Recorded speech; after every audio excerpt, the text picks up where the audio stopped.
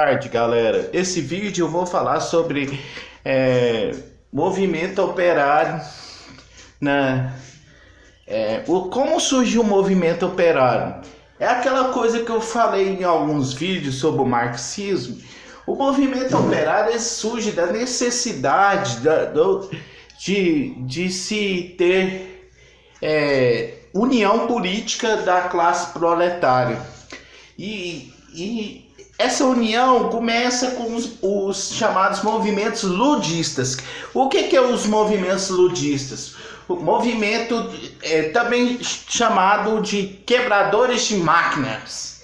Esses quebradores de máquinas atribuíram toda a exploração que eles eram submetidos unicamente às máquinas, sobretudo os relógios que ficavam nas paredes das fábricas. Eles adentravam essas fábricas e quebravam esse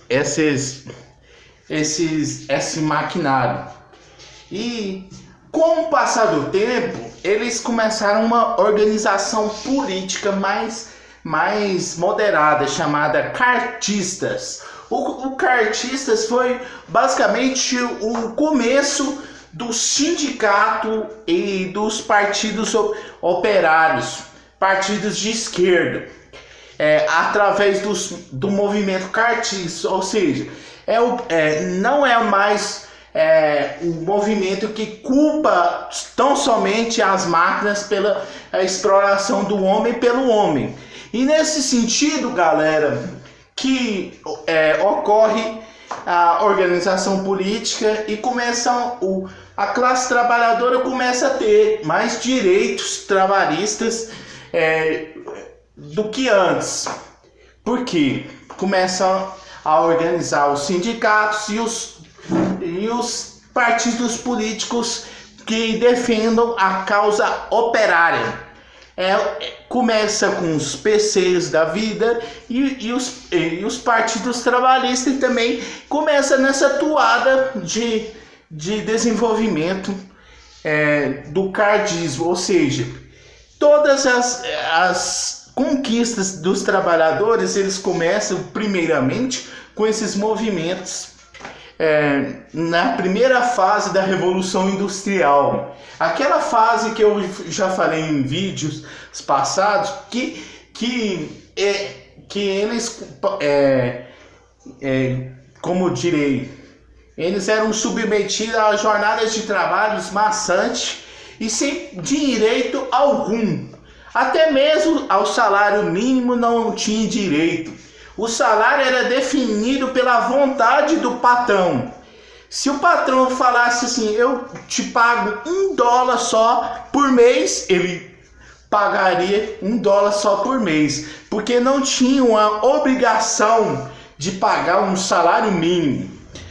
Ocorreu de forma semelhante em todos os países, inclusive no Brasil, por meados do final da década de 20 e início da década de 30, que começa a ter um movimento operário dentro do território brasileiro, que passa por essa mudança de perspectiva de um processo monocultor para uma lenta industrialização que até hoje não se completou dentro do território brasileiro. Foi atendendo a mesma lógica desses movimentos operários europeus da primeira fase da Revolução Industrial. E como por que surgiu os movimentos operários? A demanda por direitos trabalhistas, que trabalhadores eram praticamente escravos do patrão e não trabalhadores, e vendiam a sua mão de obra por salários de fome. Aí o que acontece? Eles passam a organizar politicamente, embora, entretanto, está longe de uma organização proletária global, que era o propósito defendido inclusive por Karl Marx acabar com essa exploração do homem pelo homem, os sindicatos de todo mundo deveriam se unir em um único sindicato. Esse sindicato lutaria pelos direitos trabalhistas de todos os trabalhadores em qualquer parte do mundo. Isso é uma da gênese do que seria o socialismo marxista e posteriormente o chamado comunismo também nessa fase. Só que até hoje não tem essa organização. E tampouco o tal do comunismo foi implantado de fato. Mas o que interessa nessa fase é o surgimento do movimento operário, na sua fase cartista, ludista, que eram os quebradores de máquina. Por que eles tinham essa concepção de que quebrando as máquinas iriam romper com essa opressão? A Revolução Industrial é basicamente a revolução das técnicas. Primeiramente, a primeira fase era tudo construído de forma artesanal. Por exemplo, uma artesã fabricava todo o produto têxtil, por exemplo, que é a primeira fase da Revolução Industrial. A partir do momento que começa o processo de maquinofatura, começa a existir especializações de todo o processo produtivo.